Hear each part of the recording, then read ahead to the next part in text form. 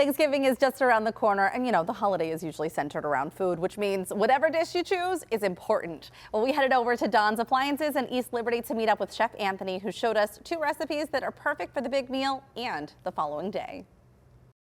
We all know how much food we waste every day, throwing out those leftovers, and that can be especially true when it comes to Thanksgiving. There's so much left over in the kitchen, and so we are here at Don's Appliances in the East End with Chef Anthony, and we have a special little chef to help us, Chef Vale, too, who's already digging in and tasting some stuff. You say hi? Hi. So we're really using some of the great appliances that you have here to help us keep our food fresh, to reheat things, and cook things quickly. Nowadays, we're finding that the steam oven, and we have them in various makes and models, really provide enough access to rehydrate those leftovers, kind of bring them back to life, and really cut down on the waste of food. Fresh oranges are a key to this one. Vitamin C is big in our house. Yeah, this is it. You like that? But you want me to cut it for you? Absolutely. But we like to say, hey, this steam oven is going to do the opposite that a microwave will. It won't really dry it out. It's not going to dry it out. Yeah, and as a reheating aspect, it's going to take a few minutes longer, but it's a well-reserved reward. You know what I mean? So we're going to use some leftover turkey, and we're making something great that you can make in the days after Thanksgiving. Yeah, this is like a Pittsburgh staple. You can have that bread.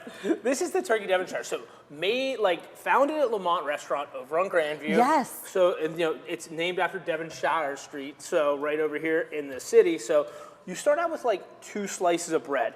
And the upgrade on this is we put some sliced tomatoes down with some fresh white vinegar and olive oil and herbs. So we're just gonna layer that down. And then, the best part is we take our leftover turkey, the Thanksgiving turkey. Which can sometimes be dry to begin with. Sometimes dry to begin with, it's been sitting out a little bit like that. So we rehydrate it in the steam oven and we add that moisture to it. And look at all the water at the very bottom of this. Yeah. That's what really, it was I dry turkey. Yeah, it was dry turkey at the time, and now, oh my gosh. Reheated and rehydrated. It's really going to be the opposite of what you would do in your microwave, okay? I feel like I'm cooking in my own kitchen right now, I'll be honest with you. How at home do you feel? I feel like it. Yeah, maybe. Yeah, you're right. The cheese sauce goes on next. So, look, we're going to actually use some bacon crumbles. We're going to put some bacon crumbles down just like this. And sometimes you use slices and things like that, but I like to say, hey, if you crumble the bacon, it's really going to just add a little bit to it. So. And then we have some cheese sauce, right? Yeah. So this is Emmentaler cheese. So it's almost like a Swiss cheese version. Yes, baby. I know, look at how they go, right? And we're gonna pour it right over top. Okay, I'm gonna have you do that, because I don't really know how you wanna do it the right way. So just like this, and this is our basic cheese sauce that we really just wanna strewn over top of it. Okay, yes, baby. Don't play with sinks. You're gonna go play with sinks. We're losing our helper. Yeah, bye-bye, go play with sinks. Hey, you say bye to everybody? Bye. Bye, we appreciate you. So look at that, and we're just gonna strewn that in, just like this.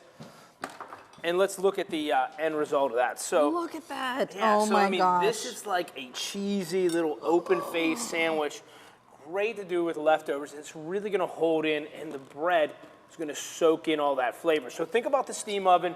Think about using some fresh aspects to it, like a little bit of fresh tomato along with the basis. Here's your knife. I want to get it away from her. You need a knife. So we're going to make one other thing too, and this is something easy that you can make in the days ahead of Thanksgiving if you want to serve this as an appetizer or even that morning. Yeah, exactly. The cranberry pecan spirals are the next one. They're a quick and easy bite. This is something we could use the true convection, kind of the convection fan in the oven to really help. And let me slide that over to the left there. I'll just keep this. You're right, yeah. So this is just a little bit of puff pastry. And what we really want to do is add some brown sugar to this.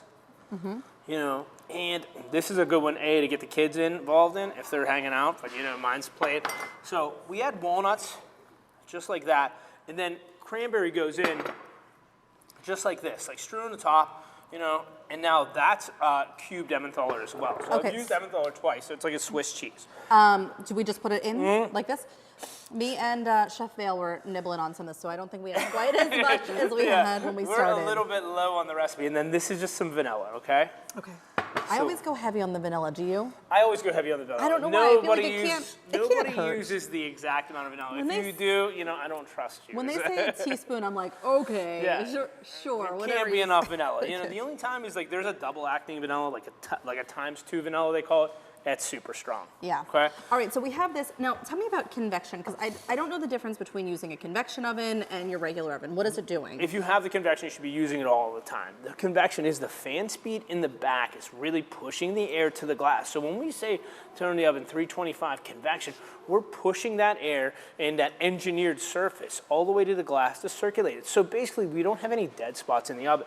So you're not burning something on one side and having it cool on the other. So check out this, nice and cool like this. Then we just cut, big pieces. And then this is how our pinwheels sit, very nice like this. In the oven like that. They'll sit that on a greased tray, nice and easy. And here's what I want to show you, Heather. So let me grab a couple of these. So see how we got browning from edge to edge? That is our convection fan. No matter where we put it on that tray, we're going to receive that browned air and perfectly browned goodness. You Look know what at I mean? that. It looks so good. I'm tasting some of it, and you're right. It's cooked all the way through. Yeah. Is there any difference with cooking time when you're putting these in? So that's a great question. Anything under an hour, we drop at 25 degrees. Pastries, cookies, things of that sort. Anything over that from regular bake to convection is a 25-degree drop. I feel like we're not wasting anything. Some really great tips and good recipes, too. All right. Thanks so much. Thank you, Chef Anthony. We're going to have more information on our website. We'll be right back. Thanks again to Don's Appliances. We'll have those recipes on our website along with a link if you're interested in learning more what they offer for your kitchen and the rest of your home. We will be right back after the break.